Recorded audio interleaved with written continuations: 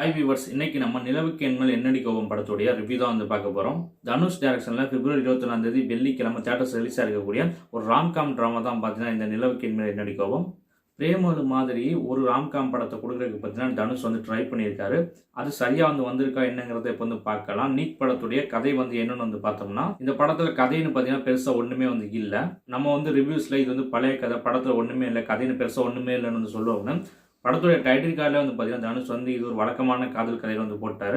So இந்த படத்துடைய கதையும் பார்த்தீங்கன்னா ஒரு வழக்கமான காதல் கதை தான். ஒரு லவ், ஒரு பிரேக்கப், எக்ஸ்ட்ரா ஒர்க், மேரேஜ்னு வழக்கமாக தமிழ் சினிமா வந்துட்டு இருக்கக்கூடிய ஒரு யூஸ்வலான டெம்ப்ளேட் லவ் ஸ்டோரி தான். ஆனால் எவ்வளோ தான் பழைய கதையாக வந்திருந்தாலும், வழக்கமான கதையாக வந்திருந்தாலும், ஸ்க்ரீன் பிளே மூலம் பார்த்தீங்கன்னா அதை நல்லா ப்ரெசென்ட் பண்ண முடியும். அதை தனுஷ் கரெக்டாக பண்ணியிருக்காருன்னு கேட்டிங்கன்னா லைட்டாக பண்ணியிருக்காரு, பெருசாக பண்ணலன்னு தான் சொல்லணும். அதனால் லைட்டாக பண்ணியிருக்காரு, பெருசாக பண்ணலன்னு கேட்டிங்கன்னா படத்தோட ஸ்க்ரீன் பிளே பார்த்தீங்கன்னா ஸ்லோவாக தான் இருக்குது. ஆனால் போர் அடிக்கலை. இந்த மாதிரி படத்துக்கு ரேசியான ஸ்க்ரீன் பிளே தேவையில்லை. இந்த மாதிரி ஸ்லோ பேஸ்ட் ஸ்க்ரீன் பிளே இருந்தாலும் அது என்கேஜிங்காக போகணும். இது என்கேஜிங்காக போச்சான்னு கேட்டிங்கன்னா என்கேஜிங்காக தான் போச்சு. ஆனால் ஸ்லோவாக தான் போச்சு. ஆனால் பெருசாக லேகும் இல்லை, போரும் அடிக்கலை.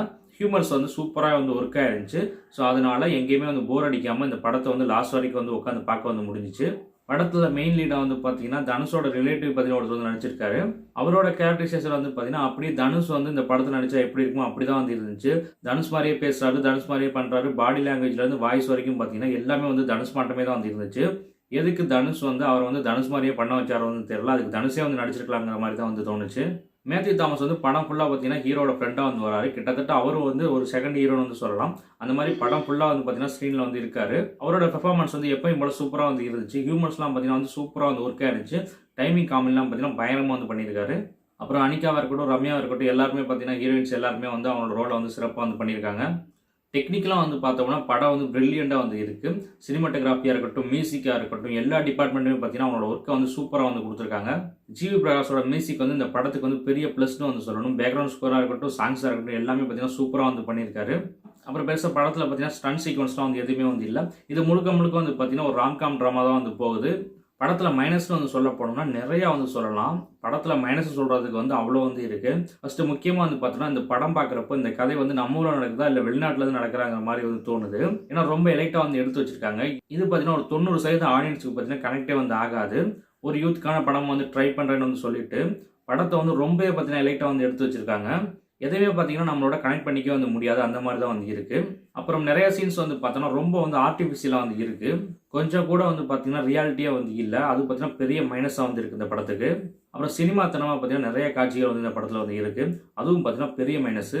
அதுக்கப்புறம் பார்த்தோம்னா கிளைமேக்ஸும் பார்த்தீங்கன்னா இந்த படத்துக்கு ஒரு மைனஸ் தான் சொல்லணும். நாங்கள்லாம் காலேஜ் படிக்கிற டைமில் ஷார்ட் ஃபிலிம்ஸ் பார்த்தீங்கன்னா நிறைய பண்ணுவோம். ஆனால் இது வரைக்கும் ஒரு படம் கூட முழுசாக முடிஞ்சு ரிலீஸ் பண்ணியிருக்க மாட்டோம். இருந்தாலும் பார்த்தீங்கன்னா நிறைய படம் பண்ணுவோம். அப்படி பண்ணுறப்போ எழுதுகிற கதையில் பார்த்தீங்கன்னா கதையெல்லாம் சூப்பராக எழுதிடுவோம். ஒரு சில படங்கள் பார்த்தீங்கன்னா அந்த கிளைமேக்ஸ் எழுத முடியாது. லாஸ்ட்டில் எப்படி முடியுதுங்கிறத எழுதவே முடியாது.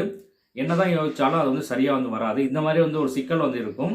அந்த நேரத்தில் நாங்கள் என்ன பண்ணோம்னா இது ஆடியன்ஸ் கிட்டே விட்டுடலாம்னு தோணும். அதோட முடிச்சிடலாம்னு. அப்படி இல்லைனா பார்ட் 1 லீட் போட்டு அந்த இடத்துல முடிச்சிடும். அப்படி முடிச்சிட்டா பார்ட் 2 வருதுன்னு சொல்லிட்டு பேசாமல் இருந்துருவாங்க அப்படின்னு சொல்லிட்டு நாங்கள் யோசிப்போம். எங்களுக்கே தெரியும் பார்ட் நம்ம எடுக்க போகிறதும் இல்லை, அது வர போகிறதும் இல்லைன்னு. இருந்தாலும் பார்த்தீங்கன்னா பார்ட் 1 போட்டு முடிக்கிறக்காண்டி பிளான் பண்ணுவோம். ஏன்னா அந்த கிளைமேக்ஸ் எப்படி முடிக்கிறதுங்கிறது தெரியாமல் அந்த மாதிரி பண்ணுவோம். இப்போ இங்கே தனுஷும் பார்த்தீங்கன்னா அந்த மாதிரி தான் பண்ணி வச்சிருக்காரு. கிளைமேக்ஸ் எப்படி முடிக்கிறதுனே அவருக்கு தெரியல.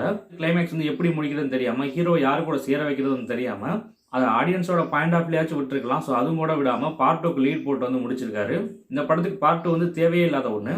ஸோ இந்த படம் பார்த்தீங்கன்னா கிளைமேக்ஸையும் பார்த்தீங்கன்னா ஒரு மைனஸாக சொல்லணும். கண்டிப்பாக கிளைமேக்ஸ் ஃபிக்ஸ் பண்ணிருக்கணும். அதை பண்ணாமல் விட்டாரு. இன்னொன்று என்னென்னு பார்த்தோம்னா முக்கியமாக எமோஷனல் சீன்ஸ் பார்த்தீங்கன்னா சுத்தமாக கனெக்டே ஆகலை படத்தில். ஒரு படம் நல்லா இருக்கணும், சூப்பராக இருக்கணும்னா அந்த படத்தில் பார்த்தீங்கன்னா எமோஷனல் சீன் முக்கியமாக கனெக்ட் ஆகணும். ஹியூமர்ஸ் இருந்துச்சுன்னா அது ஒர்க் ஆகிருக்கணும். இது ரெண்டுமே பார்த்தீங்கன்னா படத்துக்கு ரொம்ப முக்கியம். இதுக்கப்புறம் தான் சாங்ஸ், பிஜிஎம், படத்தோட குவாலிட்டி அது எல்லாமே பார்த்தீங்கன்னா அப்புறம் தான். இந்த ரெண்டு பார்த்தீங்கன்னா ரொம்ப மெயின். ரெண்டில் ஒன்று அடிவான பார்த்தீங்கன்னா படம் காலி ஆயிடும். இந்த படத்தில் பார்த்தீங்கன்னா எமோஷனல் சீன்ஸ் சுத்தமாக பார்த்தீங்கன்னா ஒர்க் அவுட்டே ஆகலை. ஸோ இவ்வளோ குறைகள் இந்த படத்தில் இருந்தாலும் இந்த படத்தில் இருக்கக்கூடிய ஹியூமர்ஸ் நம்மளை படத்தை உட்கார வச்சு பார்க்க வைக்குது. தனுஷ் பார்த்தீங்கன்னா 3 படம் எடுத்திருக்காரு. அதில் பார்த்தீங்கன்னா இந்த படம் பவர்பாண்டிக்கு கீழே ராயனுக்கு மேலன்னு சொல்லலாம். ஒட்டுமொத்தமாக அந்த படம் எப்படி இருக்குன்னு கேட்டிங்கன்னா இந்த படம் பார்த்தீங்கன்னா எல்லாருக்குமான படம் கண்டிப்பாக கிடையாது. எல்லா ஆடியன்ஸுக்குமான படம் இது கிடையாது. மோஸ்ட் ஆஃப் த ஆடியன்ஸ் பார்த்தீங்கன்னா இந்த படம் பிடிக்கிறதுக்கான சான்ஸே இல்லை. இது ஒரு யங் ஏஜ் ஆடியன்ஸ்க்கான படம், ஒரு யூத்துக்கான படம். 2K கிட்ஸ்க்கு பார்த்தீங்கன்னா பிடிக்கிறதுக்கான சான்ஸ் இருக்கு. இந்த படத்துக்கு என்னுடைய ரேட்டிங் 5க்கு 3. இது ஒரு ஒன்ஸ் வாட்சபிள் ஃபிலிம்.